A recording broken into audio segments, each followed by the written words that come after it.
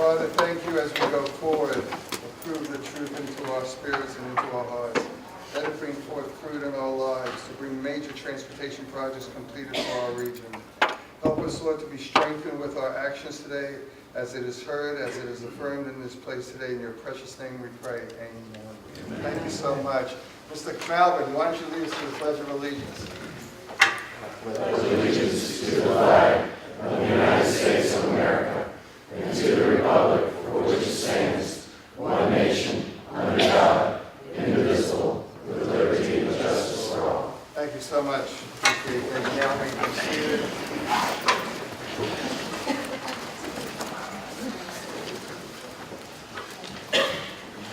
Again, greatly appreciate you all being here. First, we will have a public comment period. We have 4 speakers. If I may please call Mr. Mark Beldig, your prosecutor, please come forward. Good morning, sir.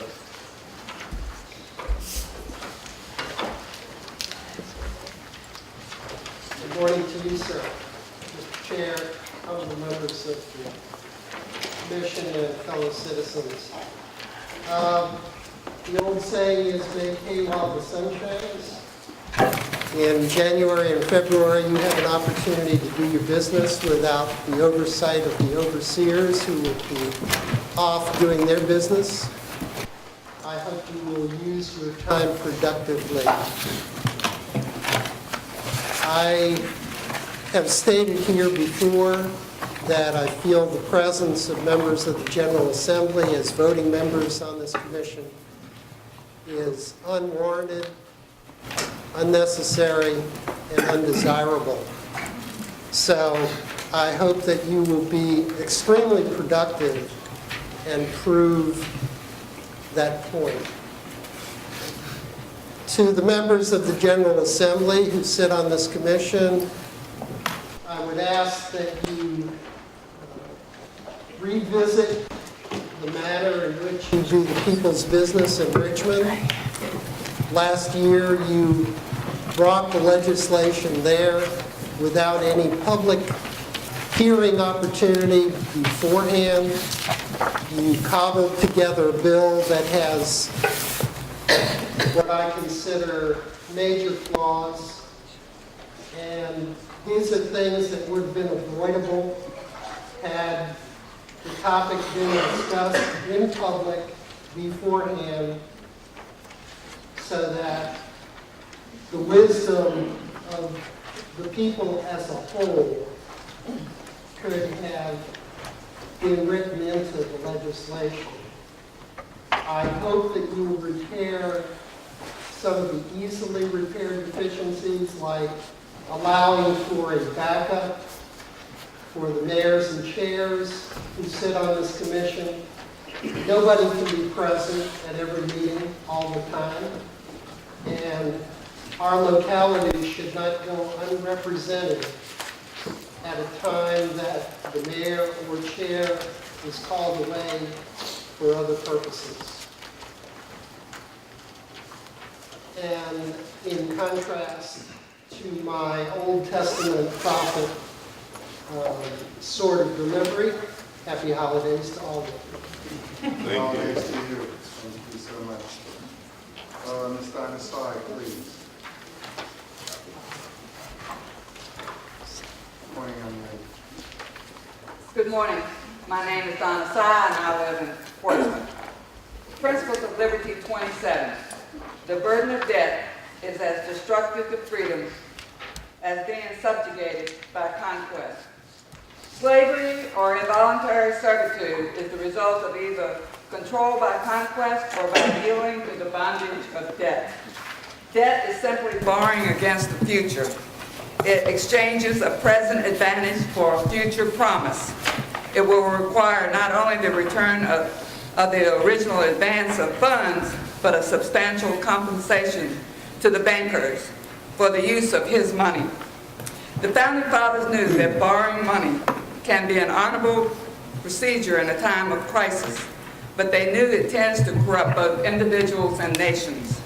In the case of the individual, excessive debt greatly curtails the freedom of the debtor. Heavy debt introduces an element of corruption into a man's search for happiness. There is also a sense of waste, much like the man who has to make payments on a dead horse. It is money spent for pleasure or even needs that are long since past. It often means sleepless nights, recoiling under the burden of a grinding weight, which is constantly increasing with every tick of the clock and often at exorbitant interest rates. The founding fathers of the American Commonwealth had the wisdom, born of experience, to know that the debts of a nation are no different from the debts of an individual.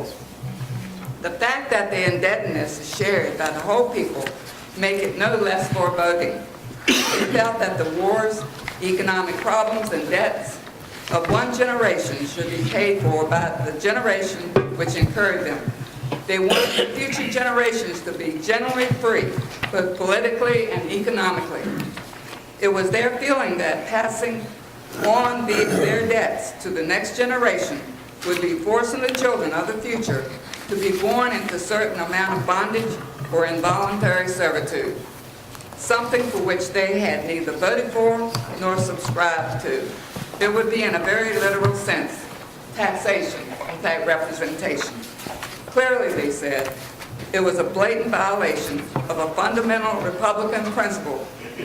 What happened before the Revolutionary War? The American colonies had grown quite prosperous because the colonies issued their own paper money and issued only enough to move all goods freely from the producers to the consumers. Since the colonists created their own paper money, they controlled the purchasing power of the money and had no interest to pay. Look at the situation which we, the good people of Virginia, have today. Right this very minute, a regional government to tax and spend our money without our consent. Right now, the Commonwealth of Virginia, our state, has under its authority the Port of Virginia. The Port of Virginia has under its authority 4 marine terminals: Norfolk, Portsmouth, Newport News, and the APM terminals. Next, we have 3 federal facilities: Fort Eustis, the Naval Hospital, and the Norfolk Naval Shipyard. All these facilities are owned by the state of Virginia and the federal government.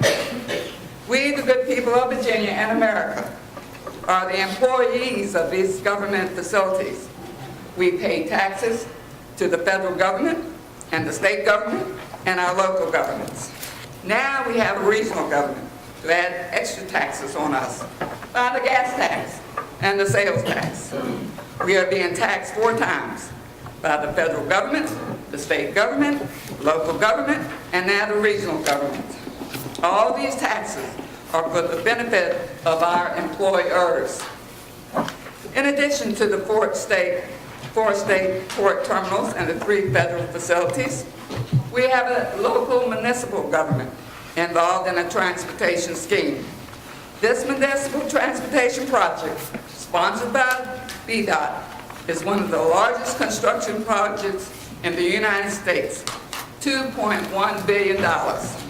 No one is addressing this money being spent for the port. The loss of tax revenue for our city from this project is almost $50,000 a year, annually.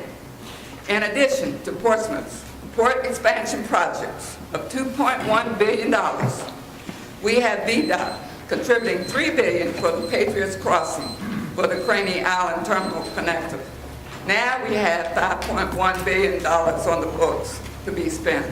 Next, we have at least 8 Hampton Roads Transportation Fund projects to pay for the next 20 years. These 8 projects will cost at least $8.5 billion. Ms. Sy, would you be so kind to conclude your comments? Thanks for listening. Thank you so much for your time. Wish you the best. Next, please, Diana Howard.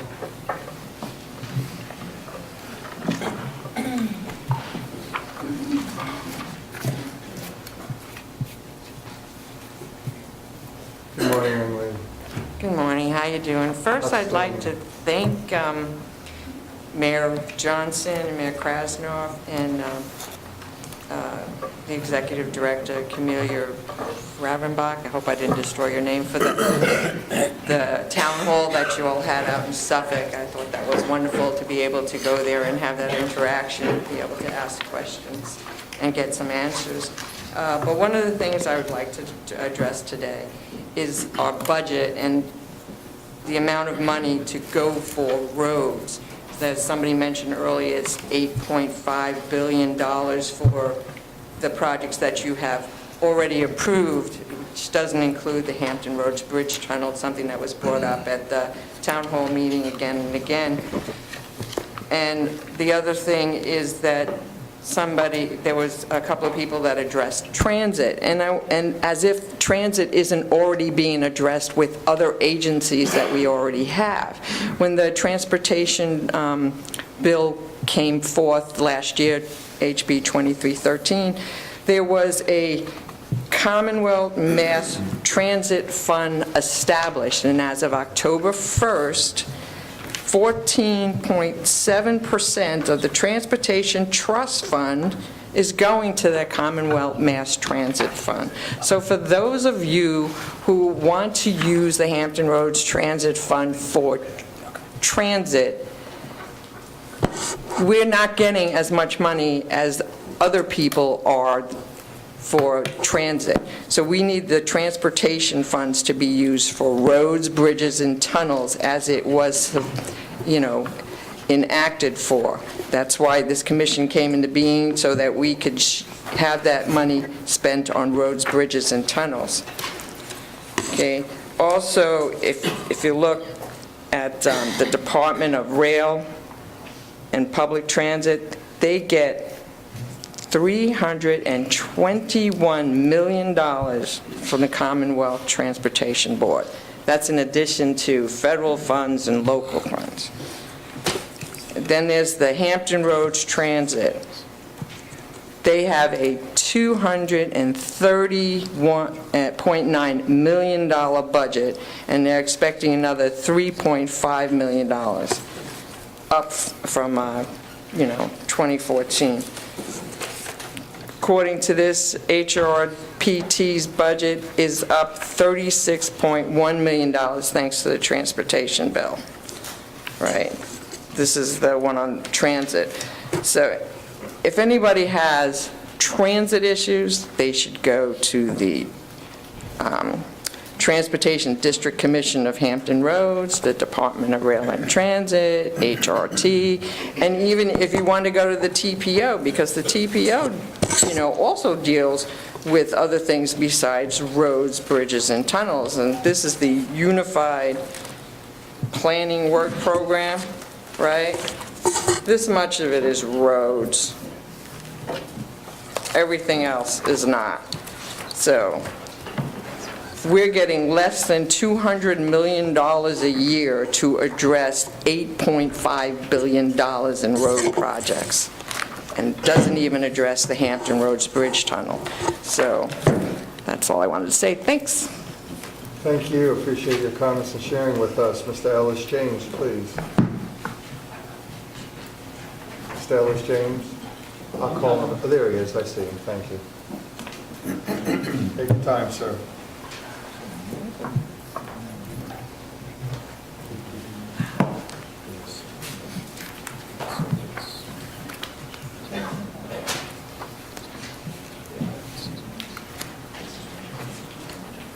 Thank you, Mr. Chairman. My apologies. I got handed the attendance clipboard at the same moment you called my name. My name is Ellis W. James. I reside in Norfolk, Virginia. I want to pin down something very specifically this morning. I won't drag you through the Constitution. I would like to ask that you all make sure that every city, including our counties that are represented here, get the exact numbers that are involved in the VDOT. I won't be unkind to VDOT. It's not a disaster, but a lot of money has gone somewhere, because we're now confronted with, perhaps across the Commonwealth, 11,000 guardrails that have to be possibly replaced. And I would think that everyone from Suffolk to Norfolk to Virginia Beach and all the rest of you good folks would want to have a handle, Portsmouth, would like to have a handle on exactly how much we are confronted with. You've heard quite a few expressions this morning about taxes.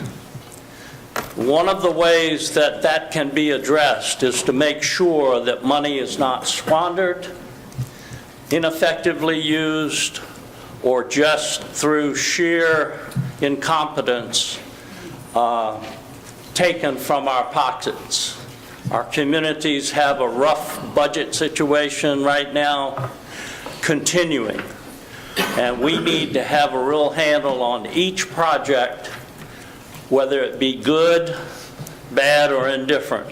And I would ask that you all do that and really put the hammer down on that aspect of it. Thank you, Mr. Chairman. Thank you, sir. Wish you all the best and happy holidays. Ms.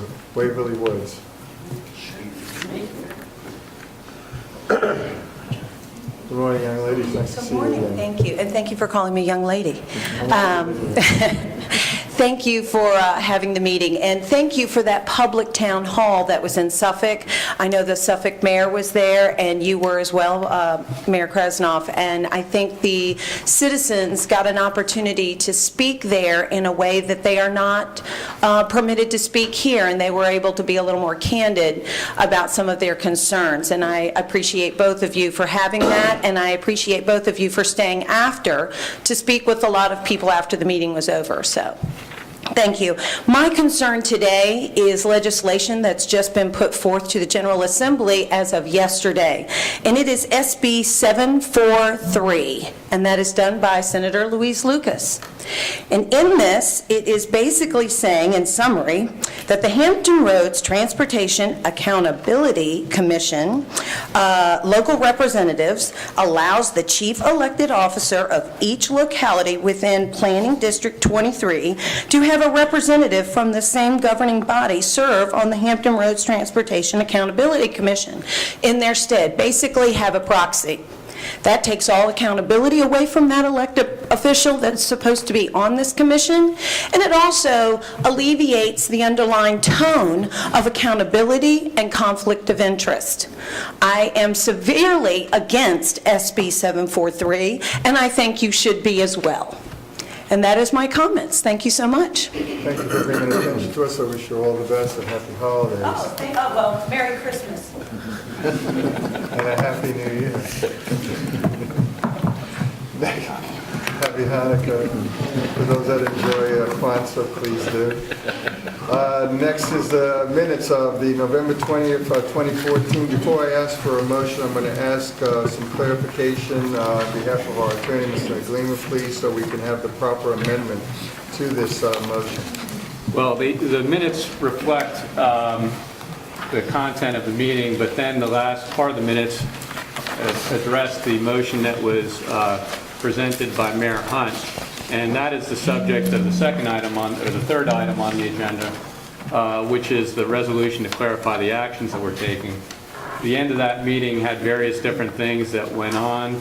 I think for purposes of adopting the minutes right now, the safest course would be to go ahead and have the motion that's presented in the minutes read exactly as it was presented to the board, or to the commission, excuse me, and then we'll address the clarifications in the next item on the agenda.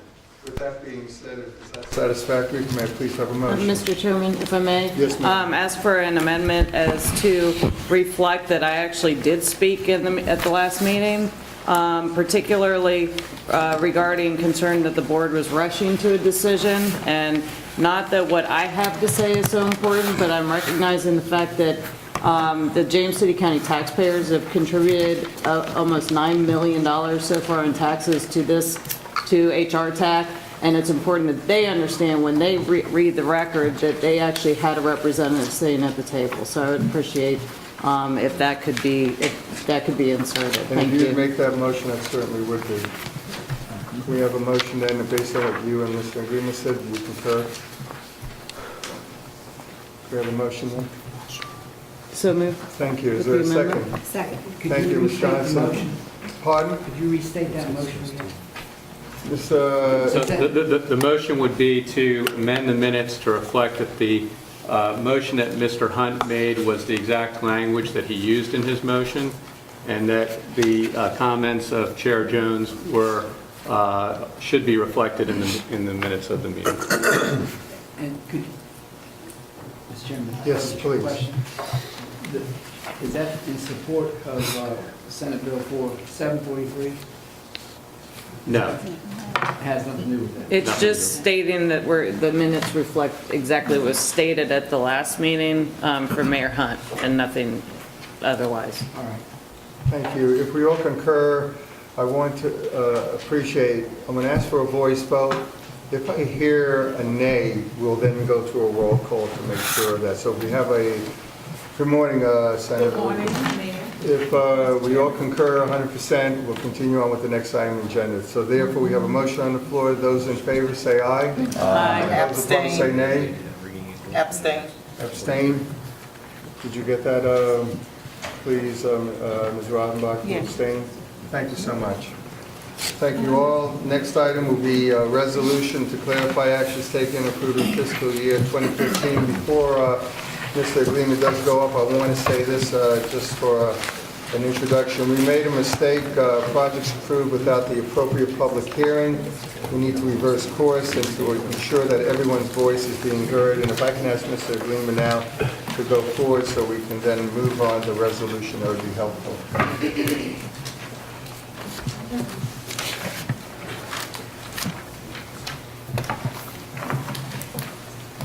Good morning. Morning.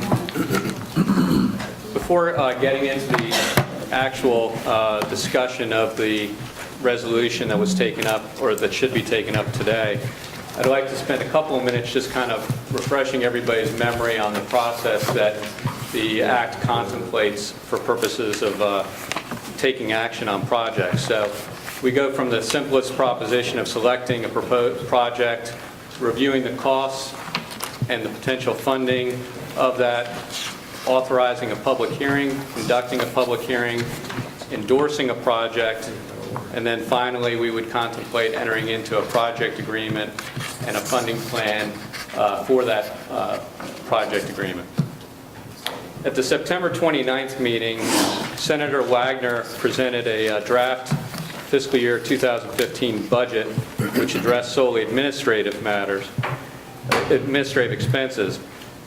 At the same meeting, Senator Lane presented his Hrtac initial financial plan and encouraged the Commission to adopt his plan as its initial funding plan.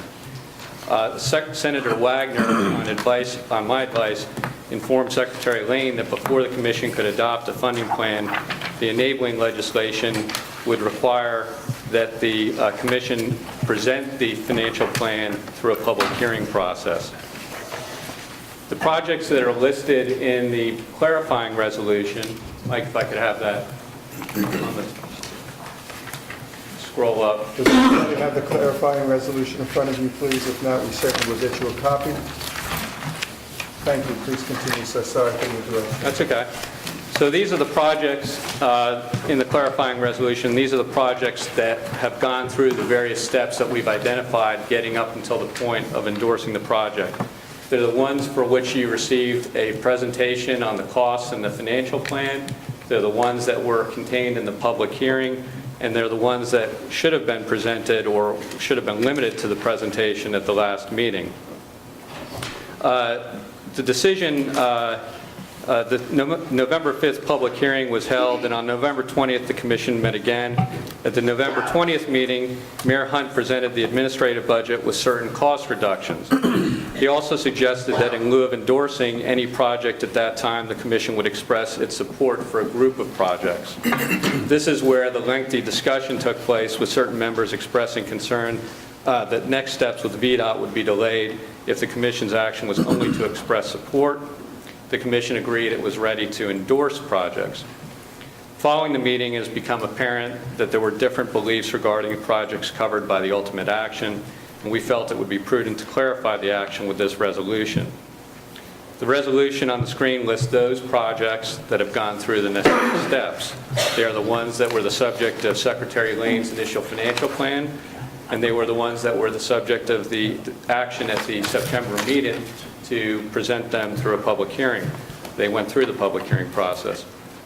The motion that by Mayor Hunt that was approved at the November meeting was to quote, include the cost of the projects in the finance plan, and the only difference is the staff involved. The only finance plan that was ever presented to the Commission was the one from the September meeting. It did not address the cost or funding of the preliminary engineering for the second phase of I-64, I-264, or the preliminary engineering for the Suffolk bypass. Those engineering activities were first presented to the Commission through the City of Virginia Beach public comments, and then at the November meeting on a slide where Mayor Hunt was identifying the projects that were listed for support as opposed to endorsement. Ultimately, the Commission decided not to just have a resolution of support, but rather to endorse the projects that had gone through the necessary steps in the process.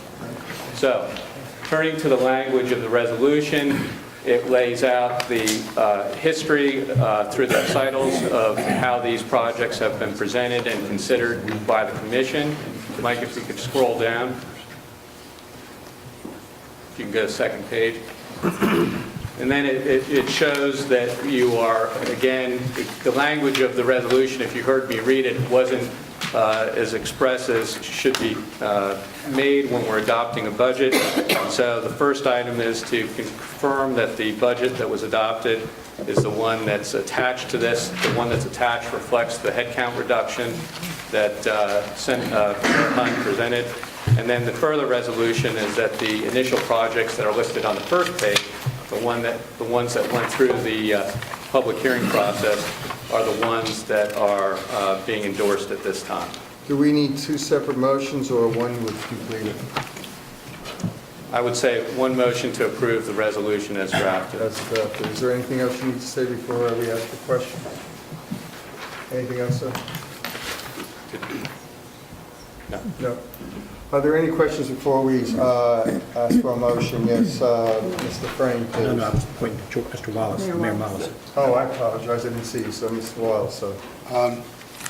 The resolution that we're going to be considering does not include Virginia Beach intersection improvements, nor the Bowers Hill. That's correct. Those two additional items were not part of the public hearing process. For the clarification, Mr. Frame, please. No, I don't have a question. Oh, thank I'll you, make the motion, though. Mr. Jones, please. You're fine. Yes, Mr. Joanna, please. Just very briefly, at the last meeting I asked, this thing's not working, but anyway. At the last meeting I asked whether or not there were going to be tolls attached to these facilities. And the answer was in the minutes, not at this time. So that's an indication that tolls might be needed on these projects. And if they are, before we vote on this, I'd like to know about the financing of them. Are we going to have enough money to finance these projects? The projects, if I may, and again, Mr. Jones, please respond, follow up. These are pay-as-you-go right now. There's enough money to 2019 to take care of the projects that we're looking at. After that, we certainly are going to have to go back to the tech committee and look at ways to bond and decide on the other projects. But we can't answer specific questions on the third crossing because it's going to take between 24 and 30 months just to get an SEIS. That's certainly going to answer some of the questions you're bringing up now.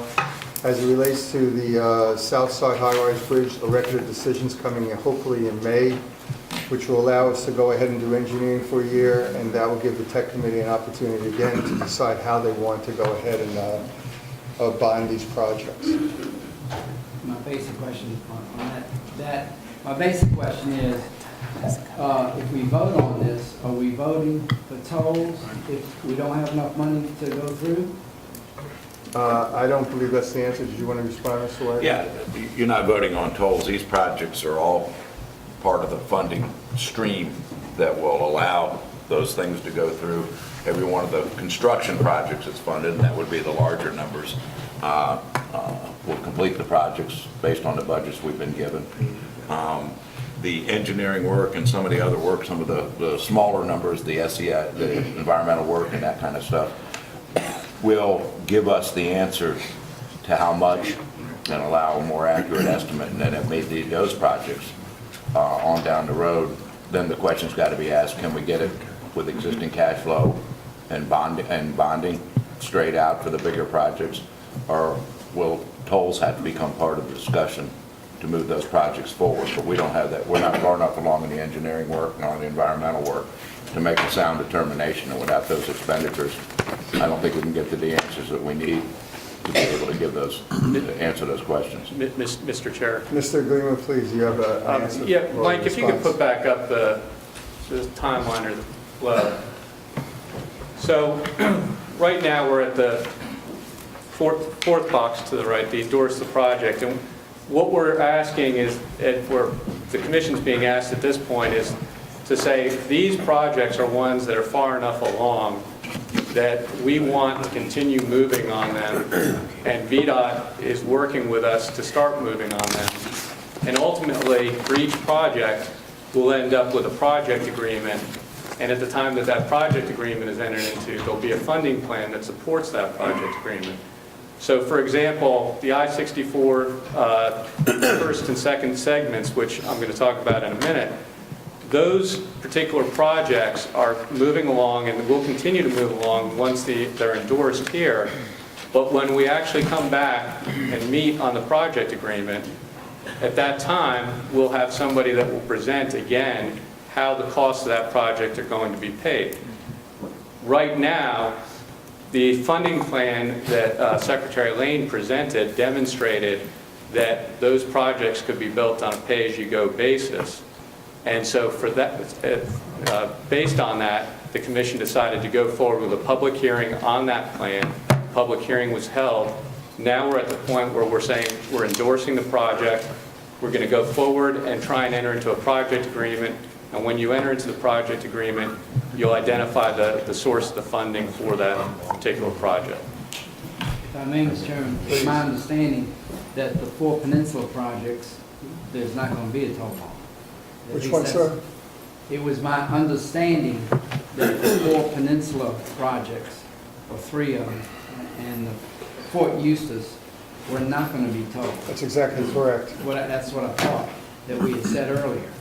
The other 2 projects, there are really 2 questions. First of all, I know the third crossing meets the $100 million mark, but does the south side, the bridge over here, high-rise environmental preliminary engineering, is that going to be over $100 million? The south side, when we're talking about the high-rise bridge, is going to be about $2.1 billion. Billion? Yes, sir. All right. And then my question is going to be, is there going to be a toll on that one? And the problem is, I don't have a problem with the building of that bridge, plus we got a 5-cent increase per gallon starting in January, and we've got a bunch of money in the kitty right now. So I just want to know, before I vote on something,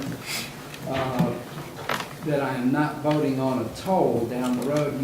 If this commission comes up with the fact saying, well, we don't have enough money, therefore we're going to tax the people more, a user fee, or whatever you want to call it, I'd like to know that before I vote on it. I mean, I think we have an obligation to our people back home to let them know we're going to raise your taxes some more.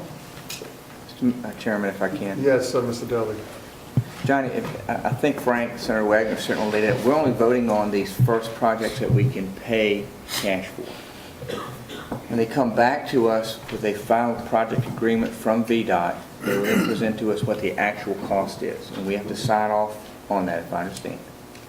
And so at that point in time, you will be voting to proceed or not to proceed to fund that highway. Is that correct? Yes, sir. So this today is nothing more than an endorsement, and you can't determine until we know what the price or the environmental impact is on the third crossing of the high-rise bridge where you're going to be as far as how you will pay for those. You can lay other state dollars potentially, you can lay other federal dollars when they renew the federal authorization transportation bill in next year.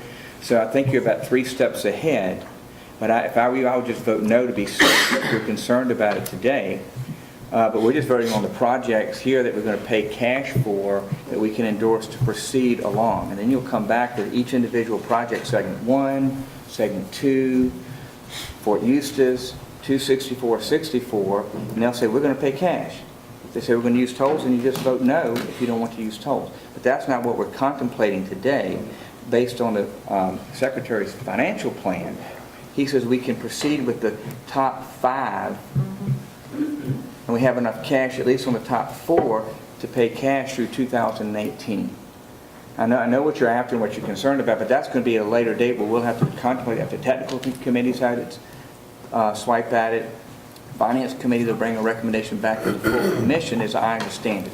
Now, if I'm wrong, please correct me. That's how I understand the process. Is that right, Frank? Yeah, Mr. Chairman, if I can add, and it's my understanding also that once those numbers, the Finance Committee has those numbers, has vetted those numbers and looked at them and put together a proposal, then that entire process, you have to go through the endorsement of it here, the public hearings, and to come back to make the vote like we're making today on the actual expenditure of the money. If you adopted a different financial plan than the one that was originally presented. But the original one that was presented shows that you can do all these things on a pay-as-you-go basis. Right.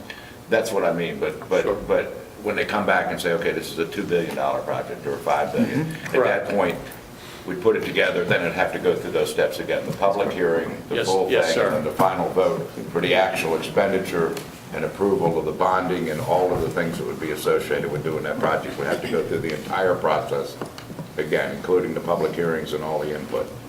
Mr. Chairman, I agree to what he said. I don't have a problem with what he's saying. The problem is, let's assume we spend 50 or 60 million trying to get those last 2 projects put together. And then you come back and say, well, we can't finish it because we need tolls. And it's kind of logical to vote to have the project. If you don't have the money for it, you got to put tolls on it. If I may say, sir, we're going to be, and not today, that's one of the reasons for the January 8th meeting, because we don't yet quite have a memorandum of agreement with VDOT. And that's going to be one of the questions that could be posed at that time when we vote on it. But right now, the projects that we're looking at this point, in order to get them to a certain level, is strictly pay-as-you-go. We have the money in the bank. Yes, Mr. Wright, please. Yeah, I thought the conversation took a left turn at the last meeting because we left off the 2, and we had all agreed on all 9 projects, and we wanted to know why were those other 2 projects left off, and we wanted to approve all 9, which we have already voted about 4 or 5 different times for all 9 projects. Because I had to go through the public hearing. We didn't have a public hearing on the last 2. It's a technicality. Right, I understand, Right. but I'm saying, what happens to the other 2? Because they're just as important as these other ones. Would that be a Well, let me process do we this. could Let me- start over No, let me do with this. those 2? I apologize. I apologize, Chairman. No, go ahead. Just a question along the lines of what Mayor Wright is asking. I had the same thought. If those 2 projects, those are 2 projects that this entire commission had supported, however, were included, did not go through the public hearing process, I don't see why we couldn't go through that process with those 2 projects to then, down the road, possibly amend this and add those on once they've been properly vetted with the public. But my concern is the dollars to those 2, is it going to impact the pay-as-you-go or not? Because if it does, then I agree with the delegate here. I think we asked the secretary that we wanted to look at all of these things as a system. We wanted to look at the cost associated, the tolling and all of that, and not piecemeal these things, because we are going to back ourselves in a corner if we start approving something and then later on saying there's not enough to do these last 4, so we're going to toll these 4, and they happen to all be over on one side, and then you don't have tolling on the other side. That was my concern, and I thought that's what we asked the secretary to do with his model that he said he had, that he was going to present to us. If I can help, hopefully, and again, please chime in. We have a tech committee to go over these things, and that's important, and they're going to be looking at this. The tech committee did get assistance to look at these particular projects to see if they can indeed be paid with the money that has been discussed, and as the secretary brought out in terms of the figures that actually were reduced. In 2015, it was 170 million we were expecting, and instead it came in potentially at 124 million. And each year it goes down. And to the point where at least we know by 2019 we can do those projects as pay as you go. And that's what we're trying to get. If I can get a motion at least to move that forward, I think it would be helpful. But what happens to the other two projects? Do we have enough to do them? I'll let Mr. Engleeman go ahead. Excuse me, sir? Those other two projects. The other two projects, is there enough money to do them as well? Actually, it's three, isn't it? No. If I can make a, and again, I apologize, I had conflicts in the General Assembly with the previous two meetings, so I wasn't here aware of the two projects or the implications. Let me say a couple of things. First of all, the TPO has approved in whole the I-64, 264 interchange upgrades, and it is a mess, both directions. The funding here gets basically one phase of that project done, which is, if you will, going westbound on 64, which is actually northbound, and coming on to 264 going eastbound. The preliminary engineering work, which is a modest figure, is 10 million, we'll take a look at and see where it's going to fit in down the road in a longer term plan to complete that intersection change. The I-460, which is key to a number of folks, 460, 264, 664, 64 interchange, is part of the overall third crossing project. When you look at the third crossing project in total, that's part of it. A couple of things have come up that I don't think any of us are aware of, at least I wasn't aware of the certainty of this, but the organization of SIPSA goes away in 2018. The landfill in Suffolk currently will be the landfill for the city of Virginia Beach, my understanding. As recently as 2000, that's going to significantly increase the truck traffic in an intersection that's already extremely dangerous with the trash hauling moving in and out of that landfill there. And that is already part of the approved HRTPO project. So this is the preliminary engineering work in that area that is increasingly becoming congested. It's going to become a major safety issue, even more so than it is now in the city of Suffolk, and an area ripe for upgrade that's already part of the overall approved project on 264, 664, 460 interchange. And there may well be some other actions that could be taken and other monies that may be available to work on the areas that would extend outside of the approved third crossing project that will allow further upgrades a little bit further down the road. That's something being looked at now. So with those kinds of things, I'm going to ask and that the two projects we talked about, my understanding is a total of $15 million, be vetted through the technical committee to be discussed later by this board, to be brought forward to a general, and again go through the public hearing and go through the hurdles that's got to be done. But I'm going to make a recommendation that those two projects, which are already part of the approved, and that we were going to wait till new business to bring it up, to refer to it, but Mayor Wright, your question has brought it to the forefront right now. That would be the plan. I think we can address those things, run it through the full process that we've come up with, and have these open discussions about it after the technical committee reviews it, and we get an idea of what we're looking at. But these two areas, we'd love to be anticipatory about a problem, and I can tell you when these trucks start moving out of Virginia Beach with that amount of trash, we can anticipate rather than react and say, hey, we got a huge problem later on. If we take steps now, we can actually anticipate and maybe head off something that's going to be a bigger problem than it is today. All right. Let me ask you this. Ms. Johnson, go ahead, please. If I might, Wait, I got two Johnsons. Sure. Let me go ahead first, Ms. Brindley Johnson. I was just going to let you all know that the chair of the technical committee has been working with KPMG, and that's a consultant who did the financial model, and the committee came up with different scenarios of what they wanted the model to put out. So I was going to make the same suggestion that Senator Wagner made, is that if you refer those two projects to them, they would be able to handle it. But they have been working very closely over the last 3 weeks with KPMG to come up with some financial models to present to you. Thank you. Ms. Johnson, please. Yeah, I just had one on the point of the SIPSA piece. I just want to, I think as we discussed the flight, certainly access, safety, all of those things need to be considered, but I just want to go on record for Suffolk that, we'd like to talk to the legislators as to the funding, the flyover, all that. Suffolk is the home of this landfill, and we have great concerns as to how this all turns out at 2018. So I just want to go on record knowing that, we have some other concerns on that whole piece. But having said that, to clarify, this has been vetted, this has been through the public hearing process, this is what we've done.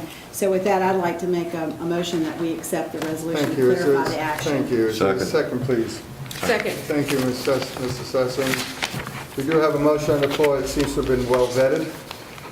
With that being said, again, if there's a nay, we will take a roll call. All those in favor? Or an abstention. Pardon? Or an abstention. Or an abstention, we'll take a roll call? No, we'll consider that. Clarification. The motion was to accept the clarifying resolution. Yes, ma'am. Okay. All minds clear. Those in favor say aye. Aye. Those opposed say nay. Thank you. Thank you so much. Motion carries.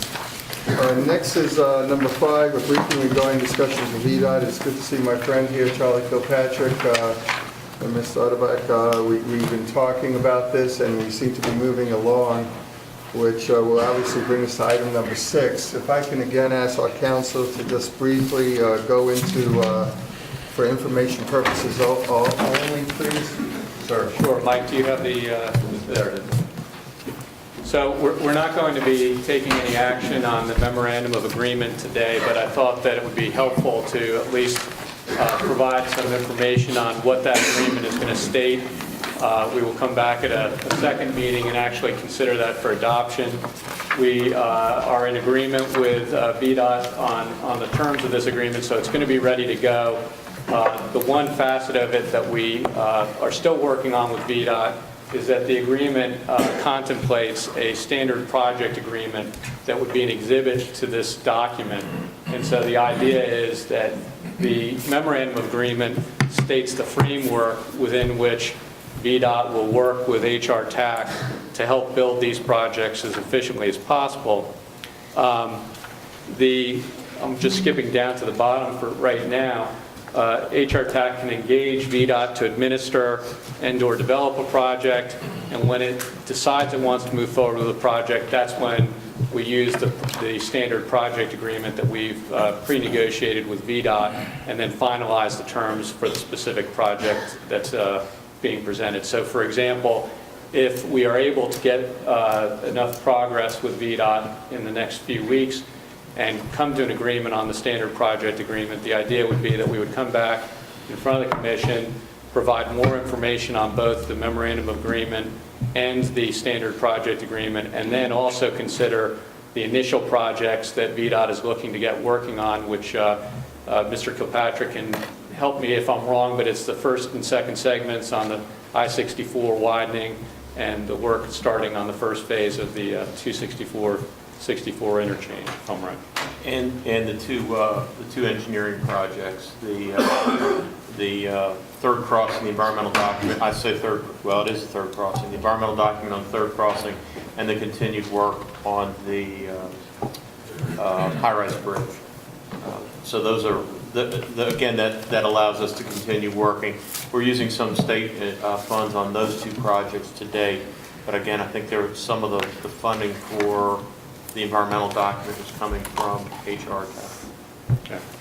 So those documents were not far enough along before this meeting for us to provide them to the commission members in advance through an agenda packet. So the idea is that we will continue to work hard on those agreements and hopefully be back in front of the commission shortly on them. I just wanted to touch on a few different points in the agreement. The second bullet states that the parties acknowledge the revenues deposited in the fund and available for use are subject to appropriation by the General Assembly. And fund revenues are currently appropriated to, I'm skipping a step on you here. I should back up and state that all funds that go into the state treasury need to be appropriated by the General Assembly. And the General Assembly has a biennial appropriations bill. Currently, the fund revenues are appropriated to VDOT for budgeting purposes. So the memorandum of agreement clarifies that VDOT's role with respect to those monies is solely a pass-through role, and that VDOT does not have any right or interest in those monies. VDOT further agrees to effect monthly transfers to Hrtac of all revenues in the fund, assuming we have a bank in place to take that soon. Hrtac agrees to approve the projects in accordance with the requirements of the Virginia Code, which was much of what we're doing earlier today. And then Hrtac can engage VDOT to administer and develop the projects, which I touched on already. So we'll be back in front of you to discuss the memorandum of agreement and the standard project agreement, as well as if the first few projects are ready to go, we will present those at that time as well. And I think that the chairman contemplates somebody will be in front of you to talk on the financial terms in those agreements and the funding plan that will be applied to those projects. Again, that was for information only. Is there any questions for Mr. Emblema at this time? Question. Yes, please, Mr. Wallace. What happens if the General Assembly doesn't appropriate the money?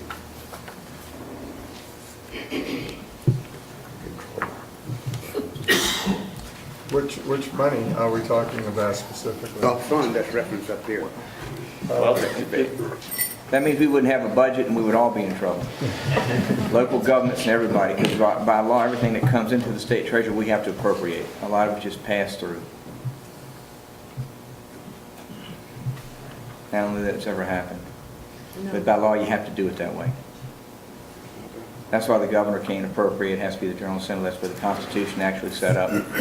But these are the tax funds that are collected in our various communities here. Right, which is what we Got do. deposited in the fund. Correct. Then subsequently have to be appropriated to us. It's like in any act that we have. I'm asking clarification, sir, yes. Right, yeah, that's correct. If I might add, your tuition checks you write to Virginia Right, exactly, universities tuition, everything. are not to the universities, they're to the general fund and appropriated right back. So we have to Or they're appropriate not those as general well. fund And appropriate it back. It's just the way the law's set up. And I'll just note that, Northern Virginia just went through a bond issuance, and the issuers of the bonds are aware of how the law works in Virginia and the fact that it is subject to appropriation biennially. Anything further, Mr. Wallace, please? No, sir. Thank you. Any other question? Thank you. Again, Mayor, just please, Mr. Kilpatrick. to reinforce on this, I'm confident that our next meeting, we will be in good shape to have these project agreements executed. In order for us to proceed forward with these projects, unless there is existing state funds that flow through the 6-year plan, I have no authority to go out and expend money on a project unless it's in the plan. Phase 1 of 64, there's $100 million in 6-year plan money on that project, and of course the 44 was under some previous action that's being reinforced today. Same thing with 264 interchange. We were funded through engineering on that project, but in order to go to the next phase, which is right-of-way, these agreements again have to be in place. So I have no authority to expend dollars on a phase that's not been through the 6-year plan in absence of the agreement.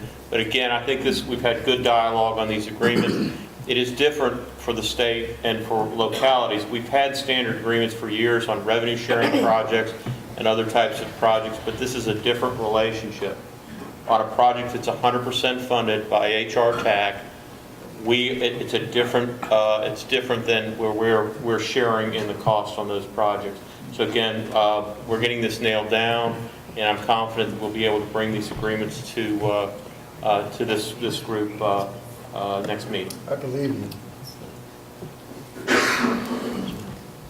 I appreciate you very much and all the work you've done. I really do. Thank you so much.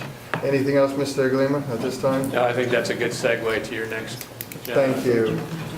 If you want, please join us again. The next one is January 8, 2015. Our regular meetings, as you know, are usually scheduled every Thursday at 12:30. For January, we'd like to propose having a regular meeting at 8 a.m. on January 8th. Please note, we would leave February as well as March meetings on the calendar, but allow myself, the chairman, to cancel any of the January, February, March meetings if it turns out that a meeting is not necessary at that time, such as if the January 8th, the documents from VDOT will not be ready for consideration. So a motion is to hold the January regular meeting at 8 a.m. on January 8th, and to confirm that the chairman may, in his discretion, cancel any of the January, February, March meetings by giving notice of cancellation to the members. Can I please have a motion at this So time? moved. Second. Thank you, Ms. Johnson. Second by Mr. Sessoms. Again, it will be a voice vote. If there's one nay, we certainly will take a roll call. Those in favor say aye. Aye. Those opposed say nay. Thank you so much. Ms. Rodenbach is the next item. Would you please, Dr. Rodenbach, give us the fiscal year 2014 annual report on the Hampton Roads Transportation Fund?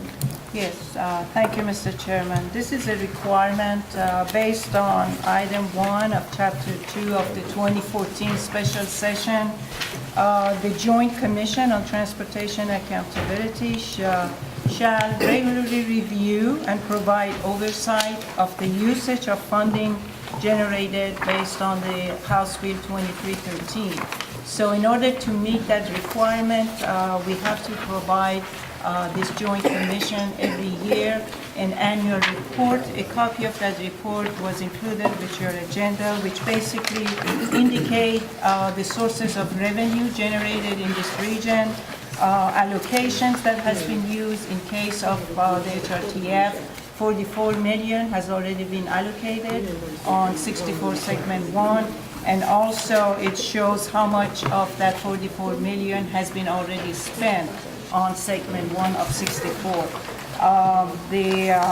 Based on the report, we have generated for FY14 $145 million in this region. So this is the report. We have worked with VDOT staff. We appreciate their assistance, and we need you to endorse this document so we can submit it to the Joint Commission on Transportation Accountability. Thank you. Hearing that, may I have a motion, please? So moved. Second. Thank you, Mr. Sessoms. Thank you, Mr. Wagner. Again, voice vote. If there's one nay, we certainly go to roll call. Those in favor say yes, sir, Mr. A quick question. So, Doc, you're saying we've only spent out of the 144 million, $1,087,000 here so far on that project? We have spent almost $1.5 million. Oh, the total expenditure? Yes, out of that 44 million. Okay. Thank you. Yes. Thank you, Mr. Thank you Chairman. for the clarification. Thank you. Those in favor say aye. Aye. Those opposed say nay. Motion carries. Thank you. We're at a point, and it's been an interesting several months that we've been through Hrtac, and I commend each and every one of you, but we're ready for working groups now, to have advisory groups, such as they have at the TPO and the PDC. Those officials who are at within our different municipalities. Ms. Rodenbach, you have different committees, for instance, different working groups. Would you just explain some of the groups that we'd be looking at to put together? Yes. Just similar to the work that we have been doing with the TPO and the PDC in the past many years to conduct the business of these two boards.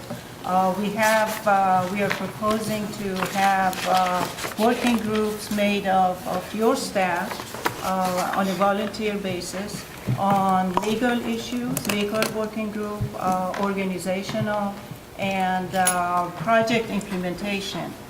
We had a discussion, Mr. Inglima and myself, with Northern Virginia Transportation Authority staff, and that's what they have put in place, and they had told us it's been working very successfully because these working groups going to discuss all the issues and have everything ready for you when we come to the Hrtac meetings.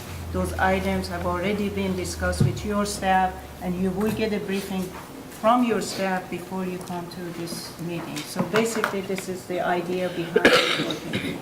Thank you. Again, is there any discussion at this time? Yeah, Mr. Chairman. Yes, please, Mr. Wright. Yeah. These groups will consist of who's going to decide who the folks are, and is this part of our bylaws? I think according to the bylaws, They would be advisory committee. How would they be The selected? chairman would appoint the members to the advisory committee. Let me say this, we need an expertise which we have in each one of our staffs. For instance, your city manager would be on it, city managers would be on it, engineers would be on these different committees, financial people, you have your financial department people, legal staff. I mean, we're going to try to get their expertise, so they're just allowing you to be brief, and more importantly, we can continue moving forward with the projects. Understand, I appreciate that. I want to make sure that we have representation on all of our folks, and not the chairman or anybody else only selecting someone from a city and not another city. Is that what you're saying, Mr. Attorney? That he has the authority to? Yes, he has the discretion under the bylaws if he wants to. Under what bylaws? The Hrtac bylaws. The ones, where they at with that? We have to schedule a meeting for to get it. Well, there'll be a meeting, but let me say this, I promise you this, if I could have every person represented on those particular tech committees, like we have at Hrtac, for instance, all the municipalities are represented, all the municipalities. It's like, to leave one person out at that point and lose that potential expertise and information would not be helpful for our organization as a whole. Thank you. No, thank you, sir. I appreciate the clarification. Next is an update of the AG opinion, and I also asked our council to talk about the bank. Yes, please. Sure. Well, the update is we don't have an update other than the AG's office hasn't gotten back to us yet. But we're hearing that they may be getting close. So hopefully by the January 8th meeting, we'll have that to present as well, the RFP on the banking. Excuse me, sir. I have heard that it's going to be Christmas when they anticipate getting. Right.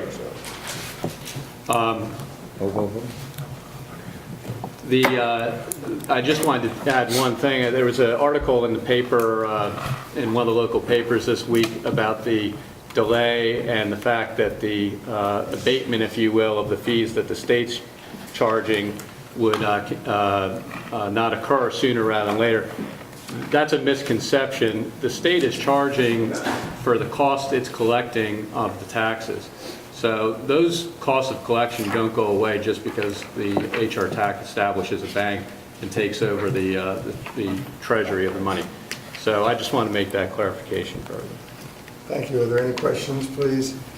Thank you so much. Next, if you look at attachment 10, you see our HRTF financial report. What month is that up to right now? This is end of October, Mr. And I Chairman. thank Mr. Patrick for sending those written accounts forward to us for us to see and for accountability purposes. I really want to thank each and every one of you for all you have done over the last 6 months. Mr. Frame. Just one question, Mr. Chairman. Please. Charlie, when you come to the January 8th meeting, do I understand you're going to have a presentation you're going to make to us? Or, I mean, is there additional data we're going to get from you about any of these projects?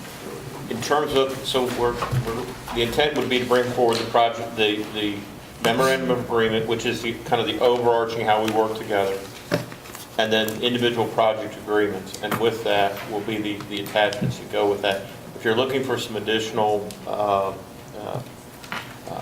For instance, modeling, we can do that also. Well, the third crossing piece, which is a $5 million cost here, what you'll be bringing forward is how that money is going to be spent on the EIS? Yes, sir. Yes, sir. Because it's a $6 billion project. And it's going to take a great deal of examination. Okay. Absolutely. So we won't have the full scope and scale, but how we're going to deliver the environmental document. Yes, sir. Thank you. Is there any? If I can Yes. follow up, just for Please, clarification, please. I think what's going to happen, so as we, like on segment 1 on the peninsula, since that is more of a traditional VDOT project with some contribution by Hrtac, that would have one separate agreement, I would assume.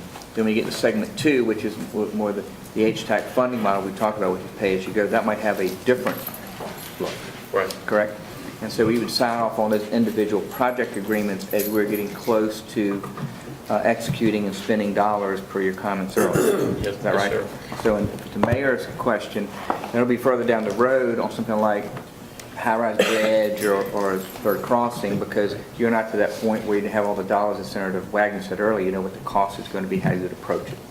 Yes, and I see this in terms of these project agreements. We're trying to the greatest extent to make these, in fact, standard agreements.